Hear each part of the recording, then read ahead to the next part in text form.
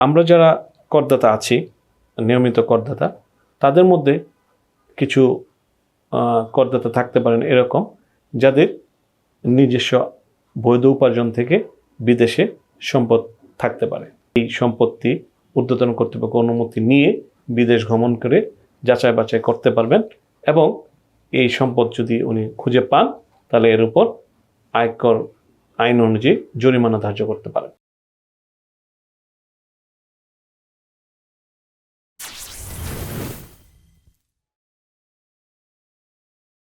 বিসমিল্লাহির রহমানির রহিম।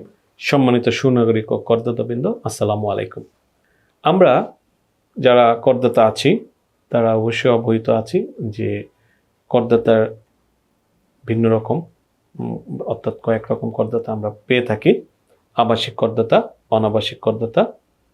আবাসিক করদাতা বলতে আমরা তাদেরকে বুঝি যারা এই বাংলাদেশে স্থায়ীভাবে বসবাস করে আছেন তাদেরকে। অনাবাসিক করদাতা বলতে আমরা বুঝি যারা বাংলাদেশে স্থায়ীভাবে বসবাস করেন না, অথবা বিদেশি কোনো ব্যক্তি অথবা বাংলাদেশি কোনো ব্যক্তি কিন্তু উনি দ্বৈত নাগরিকত্বের বিনিময়ে দেশে কম থাকেন, বিদেশে বেশি থাকেন। এরকম নানান পদের করদাতা আমরা আমাদের কেস স্টাডিতে পেয়ে থাকি। আজকে আমার আলোচনার বিষয় হলো যে আমরা যারা করদাতা আছি, নিয়মিত করদাতা, তাদের মধ্যে কিছু করদাতা থাকতে পারেন এরকম যাদের নিজস্ব বৈধ উপার্জন থেকে বিদেশে সম্পদ থাকতে পারে।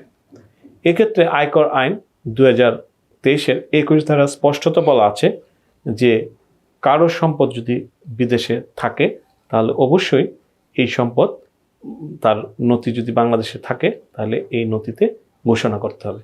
যদি ঘোষণা করা না হয় তাহলে আয়কর বিভাগের যিনি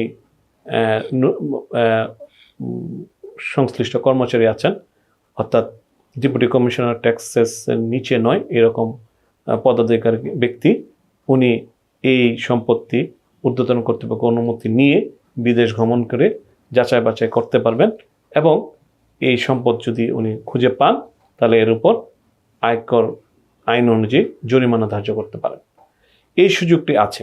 আমরা অনেক সময় দেখে থাকি যে অনেকে হয়তো বা এই বিষয়টি অবগত না যে আমার নিজস্ব আয়কর নথি বাংলাদেশে আছে, সম্পদ ঘোষণা করা আছে এবং আমি একজন ফরেন রেমিটেন্স আর্নার, আমাকে আল্লাহ এই সুযোগ করে দিয়েছেন, দ্বৈত নাগরিকত্বের সুযোগ করে দিয়েছেন আমার সম্পদ করার, বৈধ আয়ের উৎস থেকে সম্পদ করার, কিন্তু আমি এই ঘোষণাটা আমার আয়কর নথিতে হয়তোবা করে নাই, না জানার কারণে, না বোঝার কারণে, অথবা আমার যিনি উপদেষ্টা উনিও হয়তোবা বিষয়টি উপস্থাপন করেননি।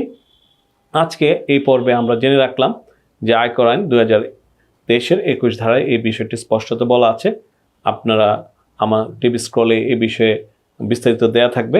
যারা সম্মানিত সচেতন করদাতা আছেন তারা দেখে নেবেন এবং এই বিষয়ে কোনো পরামর্শ বা কোনো সহযোগিতার প্রয়োজন অনুভব করলে আমাদের লাইক, কমেন্টস বা সরাসরি যোগাযোগ করতে পারেন। ধন্যবাদ। সবাই ভালো থাকবেন এবং আয়কর নথিতে আপনার সম্পূর্ণ সম্পদ, দেশি পদ্ধতির সম্পদ উপস্থাপন করবেন, এই প্রত্যাশা বা এই পরামর্শ দিয়ে আজকের পর্ব এখানে শেষ করছি। ধন্যবাদ সবাইকে।